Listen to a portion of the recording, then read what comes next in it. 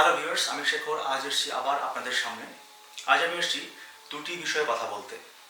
একটি হচ্ছে সরস্বতী পুজো, আরেকটি হচ্ছে ভ্যালেন্টাইন্স ডে। প্রথমে আসা যাক সরস্বতী পুজোর ব্যাপারে।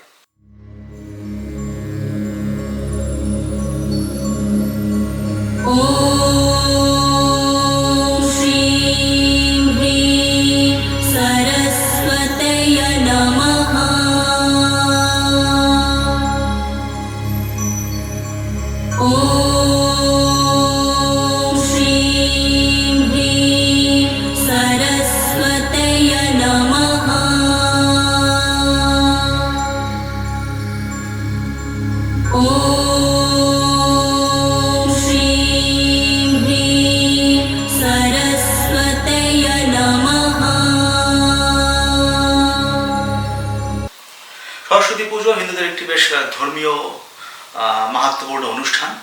এখানে এই দিনটিতে আমরা জানি যে সমগ্র শিক্ষার্থী, ভারতবর্ষের বা সমগ্র পৃথিবীর হিন্দু শিক্ষার্থীরা তারা সরস্বতী দেবীর আরাধনায় মগ্ন হয়ে থাকে এবং তারা দেবী সরস্বতীর কাছে জ্ঞান অর্জনের জন্য প্রার্থনা করে থাকে।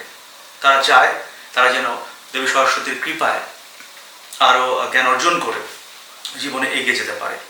এই জন্য বিশেষ করে শিক্ষার্থীরা তারা আজকের দিনটিকে বেশ গুরুত্ব সহকারে পালন করে থাকে। এটি আমাদের বাঙালি সংস্কৃতির, হিন্দু সংস্কৃতির একটি অবিচ্ছেদ্য অংশ এবং আজকের এই দিনে অনেক স্কুল, কলেজে, শিক্ষা প্রতিষ্ঠানে, এমনকি ইউনিভার্সিটিতেও আজকে পুজো হয়েছে, সরস্বতী দেবীর আরাধনা হয়েছে এবং আমরা আশা করি যে প্রতি বছর শিক্ষার্থীরা এই পুজোটিকে ধর্মীয় ভাবগাম্ভীর্যের মধ্য দিয়ে পালন করবে। এবং আরেকটি কথা, সেটি হচ্ছে শুধুমাত্র সরস্বতী পুজোর দিন ভালোভাবে ছাত্রত্ব বোধ বা স্টুডেন্টশিপ জেগে উঠলে হবে না, তাদেরকে সারা বছরই বেশ অনেস্টির সাথে স্টাডি করতে হবে।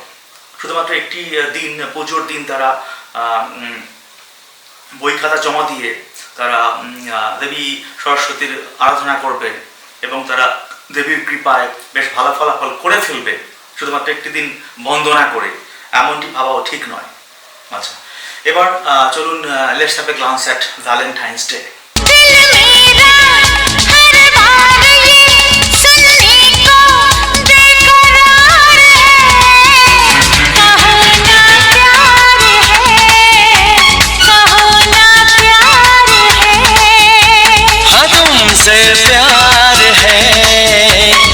तुमसे प्यार है,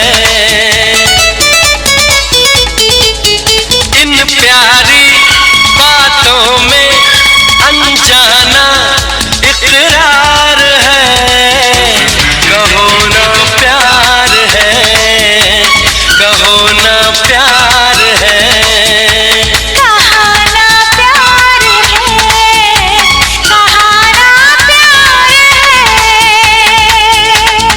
শুধুমাত্র প্রেমিক যুগলদের জন্য দিনটিকে বরাদ্দ না করে এই দিবসটি সকলের ভালোবাসার জন্য উন্মুক্ত করে দেওয়া হোক এবং শুধুমাত্র একটি নির্দিষ্ট গোষ্ঠীকে টার্গেট না করে আমরা ভালোবাসা দিবসকে সবার মাঝেই ছড়িয়ে দিই।